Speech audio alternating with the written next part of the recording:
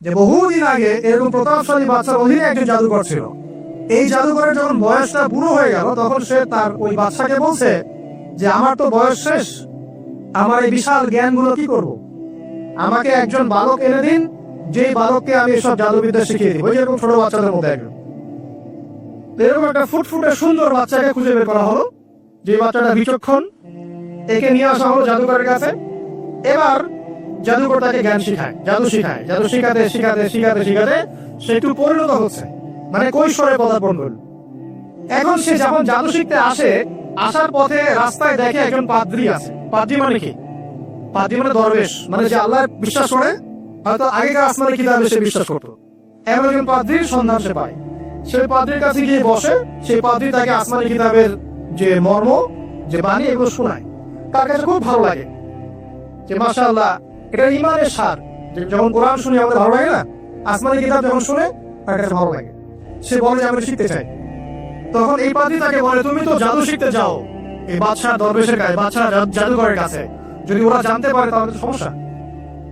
তাহলে উপায় কি?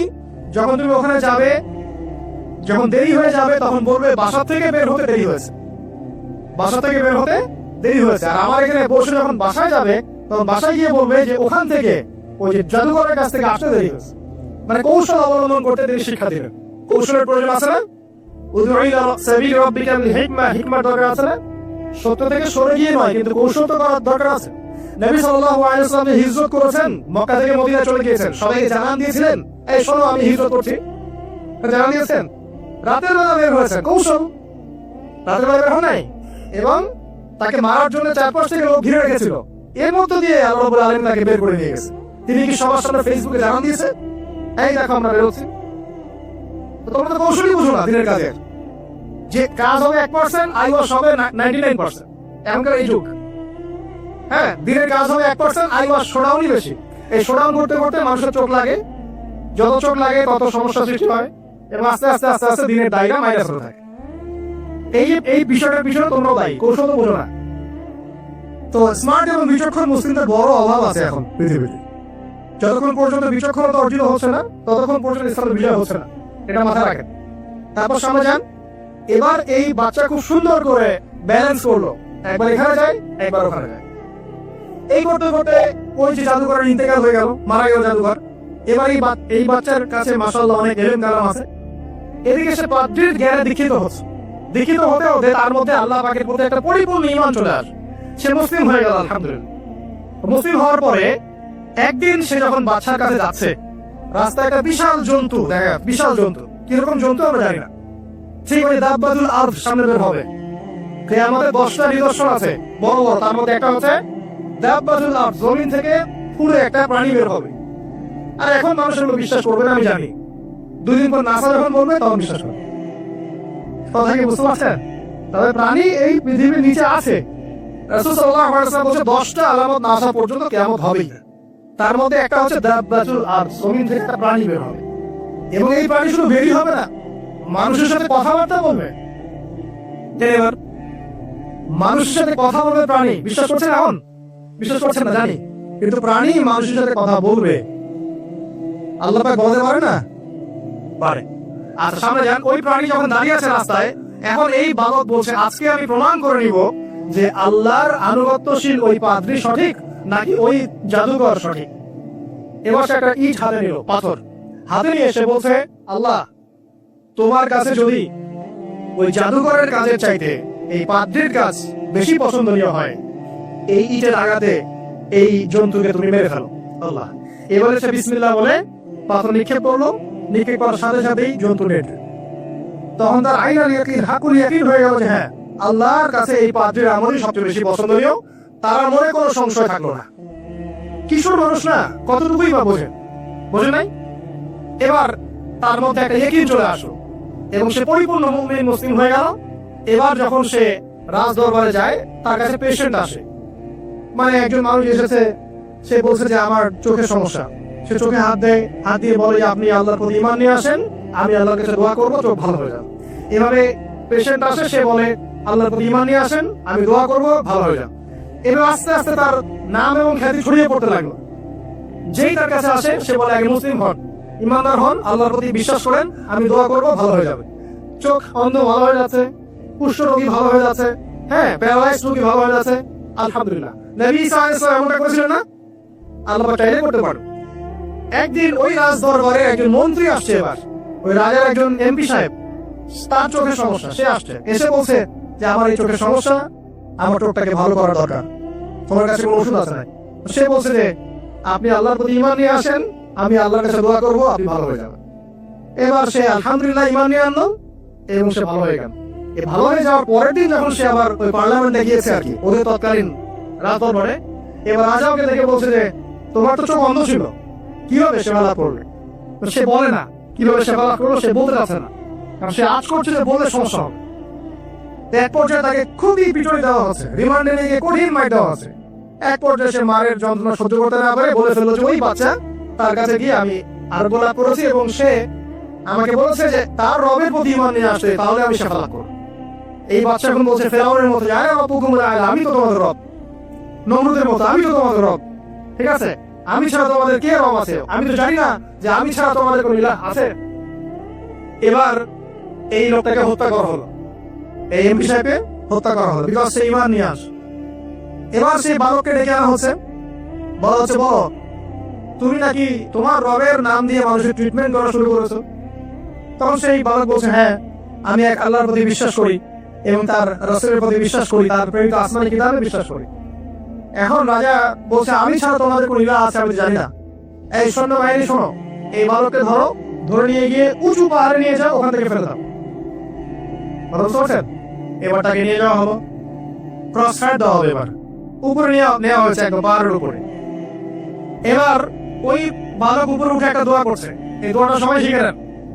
ওই বালক উপরে দোয়া করছে আল্লাহুম্মা কফিনিহিম বিমা শি'তা, আল্লাহুম্মা কফিনিহিম বিমা শি'তা, আল্লাহুম্মা কফিনিহিম বিমা শি'তা। পাহাড় থরথর করে কাঁপা শুরু করলো এবং ওই সৈন্যবাহিনী পাহাড় থেকে পড়ে গেল, বালকের কিছু হলো না। আমি কিন্তু বানোয়াট কোনো গল্প বলছি না, এটা কোরআন থেকে বলছি এবং এটা তাফসীর, আপনি যে কোনো তাফসীর পড়েন, মারিফুল কোরআন, তাফসীর ইবনে কাসির, জালালাইন পড়ে দেখেন, পড়ে দেখেন, আমার সাথে ডিবেট করার আগে। এবার সে বালক হেঁটে হেঁটে চলে আসলো রাজদরবারে। আবার কি ব্যাপার, তুমি মরো নাই? না, আল্লাহ আমাকে বাঁচিয়েছেন, আমার রব আমাকে বাঁচিয়েছেন। আবার পাঠানো হচ্ছে আরেক দল সেনাবাহিনীকে নিয়ে, যাও এবার ওকে সমুদ্রে নিয়ে যাও, সমুদ্রের মাছ সমুদ্রে ডুবিয়ে দিবে। আবার সেখানে গিয়ে বলল আল্লাহুম্মা কফিনিহিম বিমা শি'তা, হে আল্লাহ, অর্থাৎ হে আল্লাহ আমার বিপক্ষে যারা আছে আপনি যা দিয়ে ইচ্ছা ওদের বিরুদ্ধে আমাকে সাহায্য করেন। অর্থাৎ হচ্ছে এমন, আল্লাহুম্মা কফিনিহিম বিমা শি'তা, আল্লাহ আপনি আমার জন্য যথেষ্ট হয়ে যান, ওদের বিরুদ্ধে আমার জন্য যথেষ্ট হয়ে যান, যা ইচ্ছা তাই দিয়ে আপনি হেদায়েত করুন, মানে আমাকে হেফাজত করুন, ঠিক আছে? আল্লাহুম্মা কফিনিহিম বিমা শি'তা, ছোট দোয়া। এবার ওই সমুদ্র উত্তাল হওয়া শুরু করলো এবং ওরা জাহাজ থেকে পড়ে গেল। এই বাচ্চা সেফলি আবার চলে আসলো রাজদরবারে, বিশ্বাস করছে না, চলে আসলো। এবার আসার পরে বলছে শোনেন, আমাকে এভাবে মারতে পারবে না, আমাকে এইভাবে মারা যাবে না, আমি আপনাদেরকে বলে দিচ্ছি কিভাবে আপনি আমাকে মারতে পারবেন। তো বাচ্চা বলছে কিভাবে মারতে পারবো বলো? তখন সেই বাচ্চাটা বলছে যে আপনি সমস্ত এলাকার মানুষকে এক জায়গায় জড়ো করবেন, মানে পুরো নেশনের যত মানুষ সবাইকে একটা মাঠে নিয়ে আসবেন, মাঠের মাঝখানে একটা গাছ রোপণ করবেন বা একটা কিছু স্তম্ভ নির্মাণ করবেন, সেখানে আমাকে বেঁধে ফেলবেন। বেঁধে ফেলার পরে আমার এই ধনুক থেকে একটা তীর বের করবেন, তীর বের করে আপনি নিজ হাতে এই তীরটাকে নিশানা দিবেন, দিয়ে বলবেন বিসমিল্লাহ আল্লাহর নামে, বিসমিল্লাহ আল্লাহর নামে, বিসমিল্লাহি রাব্বি হাযাল গোলাম বলে ছুড়বেন। অর্থ হচ্ছে আমি এই রবের, আমি এই বাচ্চার রব, আমি এই বাচ্চার রব আল্লাহর নামে তীর ছুড়লাম, এটা বলে তীরটা নিক্ষেপ করবেন, তাহলে আমি মরবো, তার আগে মরবো। কথা কি বুঝতে পারছি? এবার তাই করা হলো, সমস্ত এলাকার মানুষ এখানে জড়ো করা হলো। কথাটা ভালো করে বোঝেন, সমস্ত এলাকার মানুষ মানে কি ওই এলাকার সব মানুষ, মানে মুমিন কাফের যে আছে সবগুলাকে একত্রিত করা হলো। করার পরে বাচ্চাটাকে এভাবে একটা জায়গায় বেঁধে দেওয়া হয়েছে, খেজুর গাছে, তাফসীরে এসেছে খেজুর গাছে। এবার সে এখান থেকে তীর বের করে বাচ্চা বলছে বিসমিল্লাহি রাব্বি হাযাল গোলাম, নিক্ষেপ করলো। তীরটা ঠিক, আল্লাহ পাকের দৃষ্টি দেখেন এত সূক্ষ্ম, ওইটাই বর্ণনা করেছেন, তীরটা ঠিক বাচ্চার এই জায়গায় লেগেছে, এই যে মাথার এইখান থেকে লেগে এদিকে বের হয়ে গেছে। ছেলেটা বাচ্চা ওই বাচ্চা ছেলেটার এই যে কপালের এই পার থেকে এই পার পর্যন্ত তীর চলে গেল এবং বাচ্চাটা শহীদ হয়ে গেল। এবং এই বাচ্চাটা যখন মারা গেল বা শহীদ হয়ে গেল, আর সারা এলাকার মানুষ কি দেখলো যে বাদশা তাকে দুইবার চেষ্টা করে মারতে পারে নাই, কিন্তু তার রবের নাম যখন নেওয়া হয়েছে, আল্লাহর নাম নেওয়া হয়েছে, মারতে পেরেছে। দেন পুরো এলাকার সমস্ত মানুষ মুসলিম হয়ে গেল। একজন বাচ্চার জীবনের বিনিময়ে সমস্ত এলাকার মানুষ ইসলামের হেদায়েত পেয়ে গেল, আলহামদুলিল্লাহ। এবার বাদশার মাথা আরো খারাপ, একটাকেই সামলাতে পারছিলাম না, এবার তো সমস্ত এলাকার মানুষ মুসলিম হয়ে গেছে। এখন কি করবেন? এখন সেনাবাহিনীকে আদেশ করা হয়েছে সমস্ত মানুষগুলোকে জড়ো করে একটা গর্ত খোঁড়ো, একটা গর্ত খুঁড়ে সেখানে আগুন জ্বালাও, আগুন জ্বালিয়ে সমস্ত মানুষকে ফেলে দাও। দৃশ্যটাকে কল্পনা করতে পারছেন? একটা পুরো এলাকার মানুষকে একটা মাঠের মধ্যে একত্রিত করে সেখানে আগুন জ্বালিয়ে সবাইকে সেখানে ফেলে দেওয়া হলো এবং তারা চতুর্দিক থেকে এটাকে অবলোকন করতে লাগলো, মজা উপভোগ করতে লাগলো। এটাই আল্লাহ পাক বলছেন, কুতিলা আসহাবুল উখদুদ ইয হুম আলাইহা কুউদ ওয়া হুম আলা মা ইয়াফআলুনা বিল মুমিনিনা শুহুদ। শেষ পর্যায়ে একজন মায়ের কোলে একটা ছোট্ট বাচ্চা ছিল। তো সেই মা নিজে লাভ দিবে এটাতে তার কোনো সমস্যা নেই, কিন্তু বাচ্চাটাকে নিয়ে লাভ দেওয়ার জন্য সে ইতস্তত বোধ করছে। আল্লাহ রাব্বুল আলামিন সেই ছোট্ট বাচ্চাটার জবানের মধ্যে আল্লাহর কুদরত নিদর্শন নাজিল করলেন। ওই বাচ্চাটা কথা বলা শুরু করলো। সেই বাচ্চাটা বলল, ইয়া উম্মা, হে আমার মা, লা তাখাফি, তুমি ভয় করো না, ফাইন্নাকি আলাল হক, কারণ আপনি সত্যের উপর আছেন, লাভ দিন। যারাই সে অগ্নিকুণ্ডে সেদিন লাভ দিয়েছে তারাই জান্নাতের স্বাদ পেয়েছে, আলহামদুলিল্লাহ।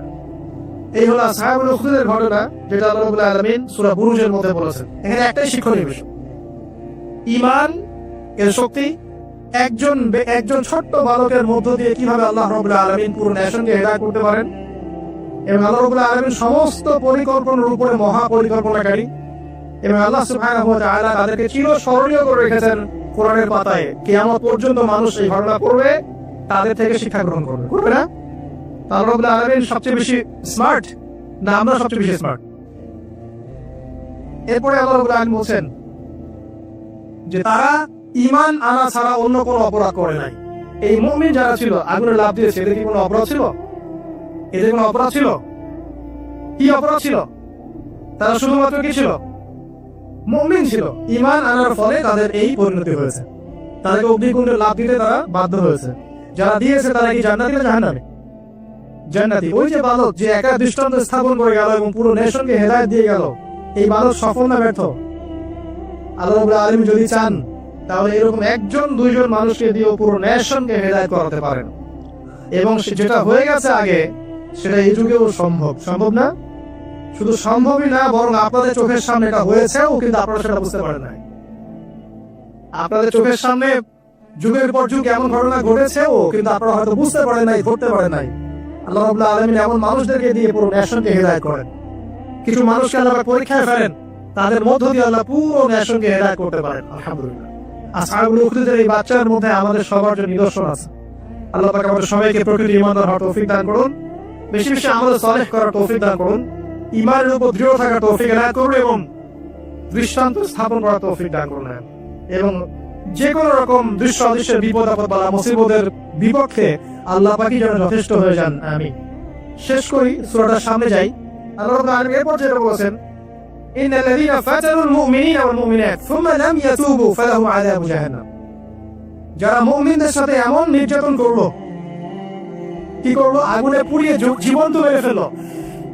যারা মুমিনদের সাথে এমন দৃষ্টান্ত স্থাপন করলো, নির্যাতন করলো, ফিতনায় ফেললো এবং তওবা করে ফিরেও আসলো না, আল্লাহ পাক বলছেন নিশ্চয়ই তাদের জন্য যন্ত্রণাদায়ক শাস্তি আছে জাহান্নামে, ওয়ালাহুম আযাবুল হারিক, এবং তাদের জন্য মর্মান্তিক শাস্তি অপেক্ষা করছে। তাদের জন্য যারা মুমিনদেরকে ফিতনায় ফেলেছে, কষ্ট দিয়েছে, নির্যাতন করেছে, নিপীড়ন করেছে। তারপর আল্লাহ পাক বলছেন ইন্নাল্লাযীনা আমানু ওয়া আমিলুস সালিহাত লাহুম জান্নাতুন তাজরি মিন তাহতিহা আল-আনহার। আর যারা এই পরীক্ষায় উত্তীর্ণ হয়ে গেল, যাদেরকে আসহাবুল উখদুদরা ফেলে দিল গর্তে, যারা আগুনে লাফ দিল, অগ্নি পরীক্ষা দিল, আল্লাহ পাক বলছেন এরা সফল হয়েছে, এরা জান্নাতে যাবে যার তলদেশ দিয়ে নহর সমূহ প্রবাহিত হচ্ছে, আলহামদুলিল্লাহ। ওয়াদালিকাল ফাউজুল কাবীর। আর এটা হচ্ছে সবচেয়ে বড় সাফল্য, এটাই হচ্ছে সাফল্যের চূড়ান্ত সংজ্ঞা। দুনিয়াতে আপনি কতটুকু খাচ্ছেন করছেন, কতটুকু ব্যবসা বাণিজ্য করছেন, কতটুকু স্ট্যাটাসের মালিক, এটা বড় কথা নয়। আমি আপনি দিন শেষে জান্নাতে যেতে পারবো কিনা এটাই বড় কথা। যদি জান্নাতে যেতে পারি ইনশাআল্লাহ তাআলা আমরা সফল। যদি জান্নাতে যেতে ব্যর্থ হই, আল্লাহ না করুক, তাহলে আমাদের চেয়ে ব্যর্থ এই মহাবিশ্বের কোনো সৃষ্টি নাই। আল্লাহ পাক বোঝার তৌফিক না করুন, আমিন। আল্লাহ পাক এরপরে বলছেন ইন্না বাতশা রাব্বিকা লাশাদীদ। জেনে রাখো, যারা আল্লাহর বিরোধিতা করবে, তার নবী, তার আসমানি কিতাব এবং দ্বীনের বিরোধিতা করবে, তাদের জন্য আল্লাহর শাস্তি আছে। এই শাস্তিটা প্রচন্ড কঠিন। ইন্না বাতশা রাব্বিকা লাশাদীদ, আল্লাহ পাকের শাস্তি প্রচন্ড কঠিন। আমরা একটা কনসেপ্ট লালন করি মাথায়, আল্লাহ পাক গফুর রহিম, রহমানুর রহিম, ঠিক আছে না? একই সাথে আল্লাহ পাক কিন্তু শাদীদুল ইকাব বলে। আল্লাহ পাক একই সাথে কিন্তু কঠোর শাস্তি দাতাও বলে। আল্লাহ এটা বলছেন ইন্না বাতশা রাব্বিকা লাশাদীদ। আল্লাহ পাক ছাড় দিচ্ছেন আমাদেরকে, ছেড়ে দিবেন না। কিন্তু তোমরা যারা এখন নামাজ পড়ছো না, সওম রাখছো না, হারাম কাজে লিপ্ত আছো, হারাম খাচ্ছ, এবং জিনায়, পর্নে, মাদকে লিপ্ত আছো, অহেতুক সময় নষ্ট করছো, দিনের কোনো ফিকির নাই, আল্লাহ পাক কিন্তু সবকিছু দেখছেন, আল্লাহ পাক কিন্তু সবকিছু শুনছেন, আল্লাহ রাব্বুল আলামিন সুযোগ দিচ্ছেন, সময় দিচ্ছেন। তাই বলে কিন্তু আল্লাহ পাক ছেড়ে দিবেন না কখনো। আল্লাহ রাব্বুল আলামিন কিন্তু পুঙ্খানুপুঙ্খ হিসাব নেবেন। এটাই বলছেন ইন্না বাতশা রাব্বিকা লাশাদীদ। আল্লাহ পাকের শাস্তি কিন্তু বড়ই কঠিন। আল্লাহ পাক আমাদের সবাইকে তার শাস্তি থেকে হেফাজত করুন, আমিন। একটা এক্সাম্পল দিচ্ছি খালি জাস্ট। আবু তালেব নাম শুনেছেন? কে ছিল? রাসূল সাল্লাল্লাহু আলাইহি ওয়াসাল্লামের চাচা। দীর্ঘদিন, বছরের পর বছর তিনি নবী সাল্লাল্লাহু আলাইহি ওয়াসাল্লামকে সাপোর্ট করেছেন। যদিও তিনি মুসলিম হননি, কিন্তু সাপোর্ট করেছেন, ফাইন্যান্সিয়াল সাপোর্ট, সোশ্যাল সাপোর্ট, একটা সাপোর্ট দিয়েছেন। কিন্তু শেষমেশ তিনি লা ইলাহা ইল্লাল্লাহ পড়তে পারেন নাই, মুমিন মুসলিম হননি। কিন্তু নবীকে এমন ভাবে সাপোর্ট দিয়েছেন যেটা আরবের কেউ দেয়নি তাকে। তাহলে এই ব্যক্তি কি পাবে পরকালে? সাহাবীরা জিজ্ঞাসা করছেন, আপনার চাচার কি হবে পরকালে? রাসূলুল্লাহ সাল্লাল্লাহু আলাইহি ওয়াসাল্লাম বলেন, আমার চাচা আমাকে অনেক অনেক খেদমত করেছে, উপকার করেছে দিনের জন্য, কিন্তু ঈমান নিয়ে আসে নাই। যদি সে ঈমান নিয়ে আসতো, আমি তার প্রতি সুপারিশ করতাম। তিনি চাচাকে বলেছিল না, খালি একবার বলেন লা ইলাহা ইল্লাল্লাহ, আমি আপনার জন্য আল্লাহর কাছে সুপারিশ করবো। তিনি ঈমান নিয়ে আনেননি। এই কারণে জাহান্নামের সবচেয়ে নিম্নতর শাস্তি তাকে দেওয়া হবে। সেটা কি? তাকে আগুনের এক জোড়া জুতা পরিয়ে দেওয়া হবে। আগুনের এক জোড়া জুতা। এই আগুনের এক জোড়া জুতাতেই নাউজুবিল্লাহ তার মাথার যে মগজ, এই মগজটা টকবক করে ফুটতে থাকবে। ইন্না বাতশা রাব্বিকা লাশাদীদ কিভাবে বুঝাবো? এটা হলো আবু তালেবের ব্যাপার। তাহলে যারা এখন প্রকাশ্যে ইসলামের এগেইনস্টে কথা বলছে, কাজ করছে, সুন্নতের খেলাফ কাজ করছে, আমরা নামাজ পড়ছি না, সুদ খাচ্ছি, ঘুষ খাচ্ছি, দুর্নীতি করছি, আমাদের কি হবে? জাস্ট নিজের ফিকির করেন, দান বাম সব ভুলে যান, নিজের কবরের ফিকির করেন। জাস্ট নিজের কবরের ফিকির করেন যে আপনি আমি কবরে গেলে কি করবো, এই ফিকির করেন। দেখবেন নিজে ভালো হলে সব ভালো হয়ে যাবে ইনশাআল্লাহ। নিজে ভালো হবে না, কিছুই ভালো হবে না। আল্লাহ পাক আমাদের সবাইকে আল্লাহর আযাব থেকে বাঁচান, আমিন। আল্লাহ পাক আযাবের কথা বলছেন, সাথে এটাও বলছেন ইন্নাহু হুয়া ইউবদিউ ওয়া ইউঈদ ওয়া হুয়াল গফুরুল ওয়াদুদ। আল্লাহ পাক কঠিন শাস্তি দাতা বটে, তবে আল্লাহ রাব্বুল আলামিন সবকিছু সৃষ্টি করেছেন, আবার তার দিকেই সবকিছু ফিরে আসবে, এবং তিনি হচ্ছেন পরম প্রেমময় একজন সত্তা। কেউ যদি আল্লাহকে ভয় করে ইনস্ট্যান্ট তওবা করে ফিরে আসে, তার জীবনে যত গুনাহ থাক আল্লাহ পাক মাফ করে দিবেন ইনশাআল্লাহ। আপনি যদি সারা জীবন শিরক করে থাকেন, যেটা মহাপাপ, জুলমুন আযীম, এখনই যদি তওবা করে ফিরে আসেন, আপনার সমস্ত পাপ তো আল্লাহ পাক মাফ করে দিবেনই, আপনার গুনাহগুলোকে নেকি দিয়ে পরিবর্তন করে দিবেন ইনশাআল্লাহ। আল্লাহ পাক প্রেমময়, ওয়াদুদ একজন সত্তা। তা আমরা আল্লাহ পাকের দয়া যদি চাই, আল্লাহ পাকের প্রেম ভালোবাসা চাই, আল্লাহর মারিফত লাগবে না, আল্লাহকে চিনতে হবে না, আল্লাহর আনুগত্য লাগবে না, তার রাসূলের আনুগত্য লাগবে না, কোরআন সুন্নাহ ফলো করতে হবে না। এগুলো করার পর ইনশাআল্লাহ আমরা আল্লাহ পাকের রহমত পাবো ইনশাআল্লাহ। আমরা আশাবাদী। আল্লাহ পাক আমাদেরকে তার রহমত দিয়ে ঘিরে রাখুন, আমিন। ওয়া হুয়াল গফুরুল ওয়াদুদ যুল আরশিল মাজিদ। আল্লাহ পাক বলেন তিনি মহান আরশের অধিপতি। আরশ সম্পর্কে একদিন বলেছি আমি যে এই কুরসিটাই মহাবিশ্বকে ঘিরে রাখছে। আর এই কুরসিটা আরশের তুলনায় এমন যে একটা মরুভূমিতে একটা ঢাল ফেলে দেন, একটা মরুভূমির মধ্যে একটা থালাকে ফেলে দেন, অনুপাতটা যেমন হবে, আরশ আর কুরসির অনুপাতটা এমন। আরশটা এত বিশাল যেটা 8 জন ফেরেশতা ধরে রেখেছে। তার উপরে আল্লাহ রাব্বুল আলামিন আরশে আযীমে সমুন্নত। তো সে আল্লাহকে চিনতে শিখুন, আল্লাহ আনুগত্য করতে শিখুন। আল্লাহ পাক তৌফিক দান করুন। ফাআলু লিমা ইউরিদ। আল্লাহ পাক যা ইচ্ছা তাই করতে পারেন। হাল আতাকা হাদিসুল জুনুদ। হে নবী মুহাম্মদ সাল্লাল্লাহু আলাইহি ওয়াসাল্লাম, তোমার কাছে কি এই সেনাবাহিনীর খবর পৌঁছেছে? এটাকে ফিরআউন এবং সামুদের বিশাল পরাক্রমশালী এই ফোর্সের কথা তোমার কাছে কি পৌঁছেছে? এই আসহাবুল উখদুদের সেনাবাহিনীর কথাই বলেন, আর ওই যে ফিরআউন বা নমরুদ বা সামুদ আদ জাতির কথাই বলেন, এরা সবাই কিন্তু আল্লাহর গজবে ধ্বংস হয়ে গিয়েছে। আল্লাহ রাব্বুল আলামিনের কাছে সবাই তুচ্ছ, সবাই তুচ্ছ। আমরা আল্লাহ রাব্বুল আলামিনের